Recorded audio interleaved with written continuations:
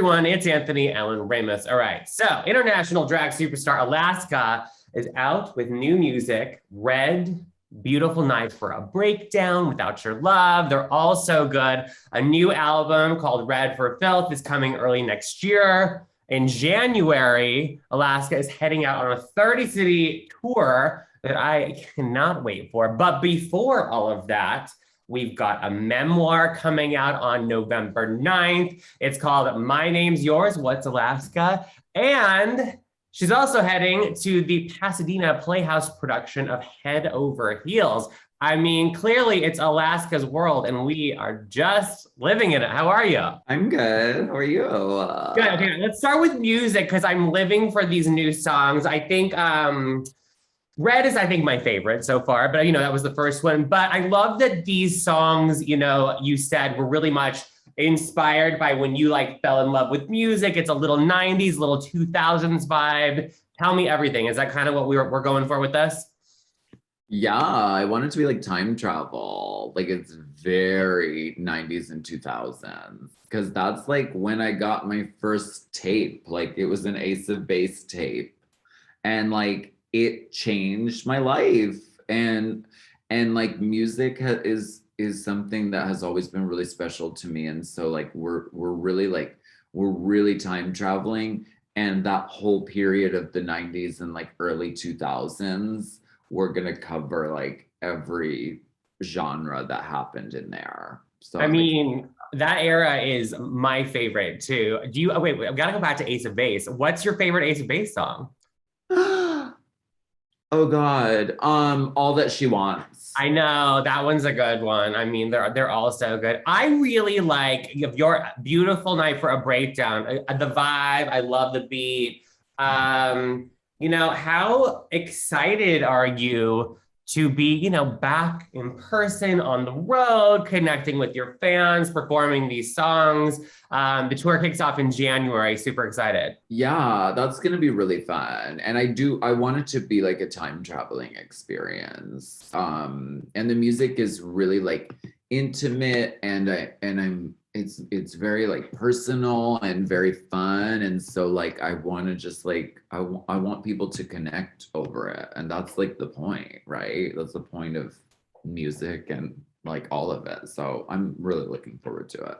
Music is the great connector. Do you have a specific city that you find the Alaska fans are especially, wild and crazy? Because I think it kicks off in Orlando. Is that right?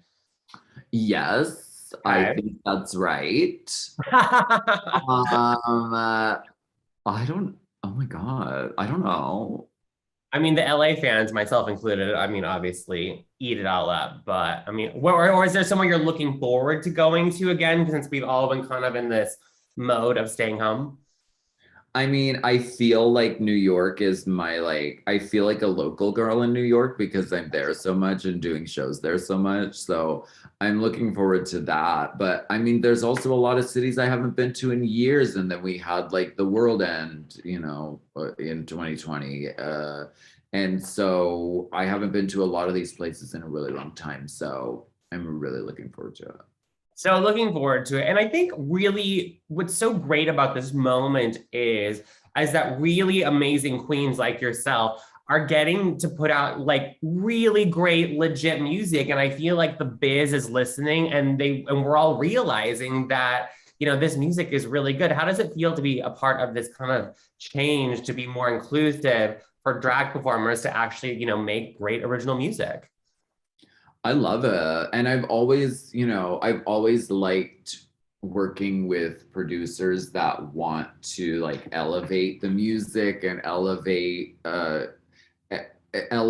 whatever projects we're doing. And I really feel like we did that. And yeah, it's really great. And also Monet Exchange was like, wouldn't it be cool if there was a category at the Grammys for drag music? And I was like, yeah. So I hope they do that. And I want to win one or like five. I mean, all of them. I mean, you I hear want that to be Recording Academy. We need a category I for want to our. be like Adele with like five of them. Well, I mean, the GLAAD Media Awards have been recognizing you all, so I feel like I mean, it's time, Grammys, to wake up and join the party. I know we're still a couple months out, and I know you have a million things happening before the tour. I know you said it's going to be like time travel experience, but what else can we expect? Because, like I said, we are all ready to get back in person and see a fabulous show like yours.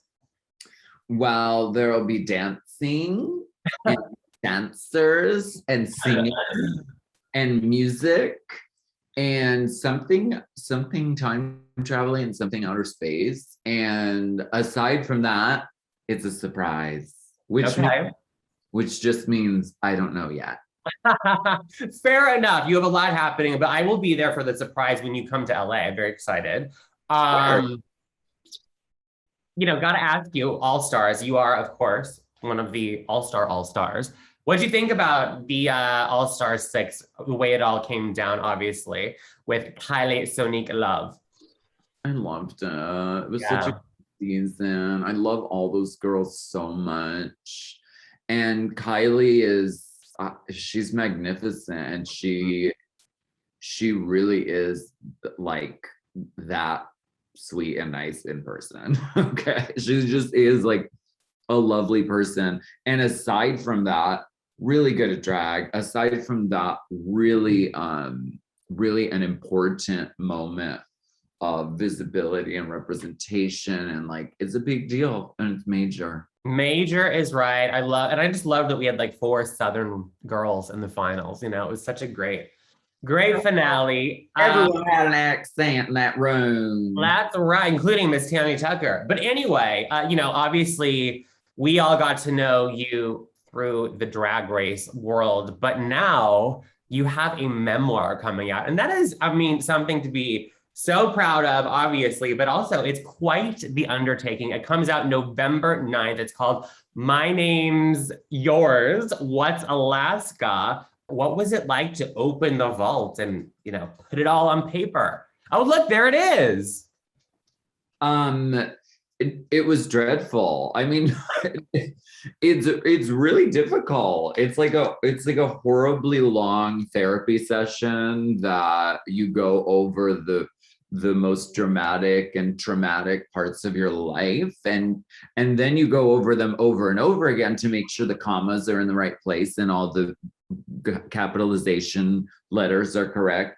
So it was very difficult at times, but ultimately very cathartic. And I think the end product is like, it's really fun to read and really beautiful to look at because we have great pictures. No, let's not downplay that. Pictures are important. That cover, that's what'll sell the book. What do you want people that read your story and your memoir and all your words of wisdom? What do you want them to take away from your story? Well, ultimately, it's a story of taking those parts of you that maybe when you were young were told that were wrong or not okay or unacceptable, and taking those things and realizing that those are actually what makes you special and what give you strength. And that's ultimately what the story is about. And it's also about doing some dumb shit when you're young and hopefully learning from it. I love that. Speaking of childhood and, growing up, I think it's a perfect opportunity to bring up that Spirit Day is coming up October 21st. And, just a reminder, everyone, if you're not familiar, it's the biggest day of the year when the world comes together, takes a stand against LGBTQ youth bullying by wearing purple, doing purple things. It's such an important day. Alaska, for you, obviously, I'm sure we'll hear about this in the book, but what was your experience, when it came to bullying when you were younger and a kid? Well, it was present. It was clear and present. And it was, and so my response to it was I wanted to disappear, I wanted to wear really like big clothes that I could hide in and I wanted to, and I didn't want to do any after school activities. I wanted to go home and draw pictures and do my homework, which is what I did for many years. And then it wasn't until like sort of the theater came into my life, and then I like realized who I was, and was okay with that with myself. And that's when I really was like, okay, no, like I want to be seen, I want to be loud, I want to be obnoxious, and thus drag. Thus drag, and the rest is history. Any words of advice for any LGBTQ kids out there that may be, going through it when it comes to bullying, maybe struggling with their own self-acceptance? Any advice there? Well, one of the, I think it's a lot harder for young people now because of the sort of ubiquity of social media and the way it's sort of like intertwined with our lives and our psyche and our minds and our like existence. Thank God I didn't have that when I was young. I mean, being young is hard enough.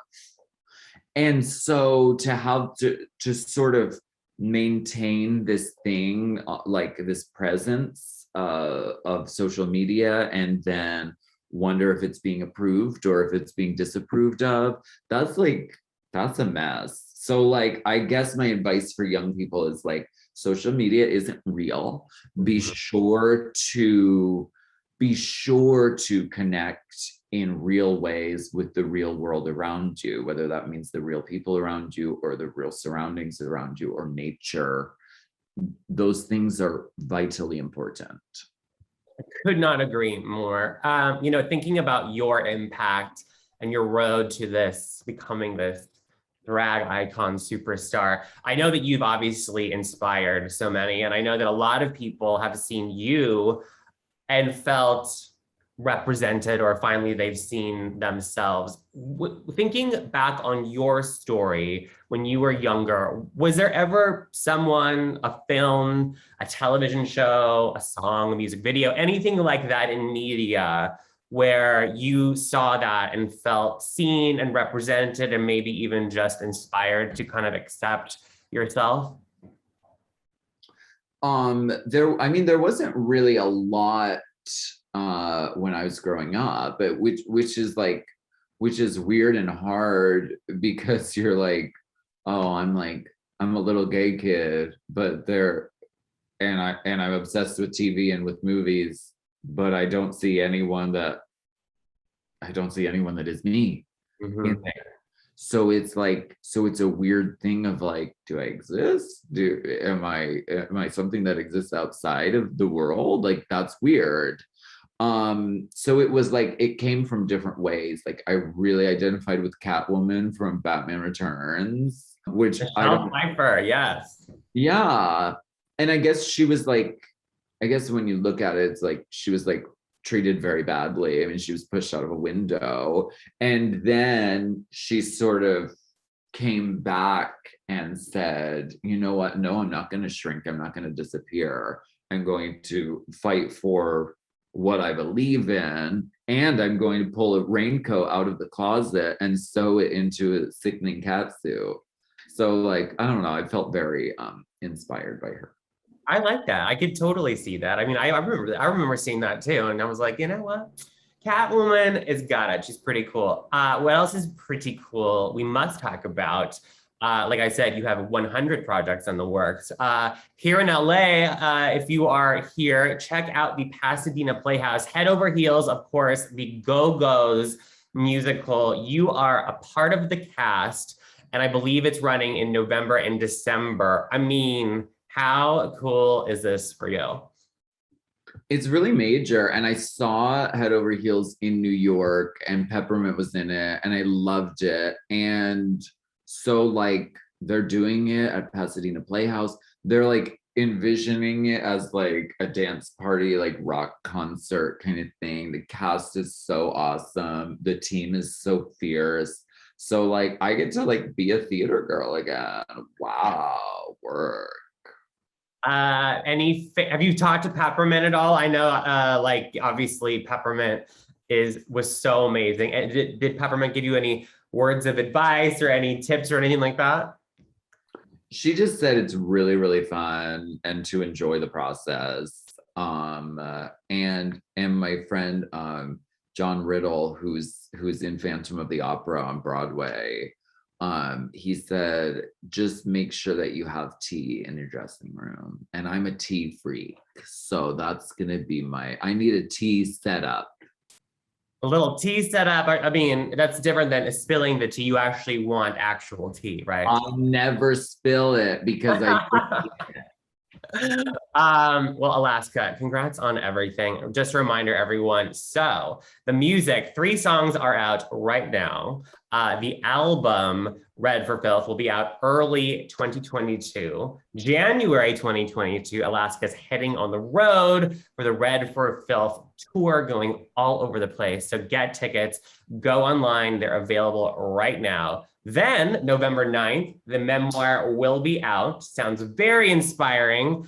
And then if you're in LA, like me, come to the Pasadena Playhouse in November and December to check out Alaska in head over heels. But congrats to you. Thanks for joining. And we will hopefully see you in person soon. I mean, I'll at least see you at your show. amazing. I'll see you there. Awesome. Thank you so much. Thank you.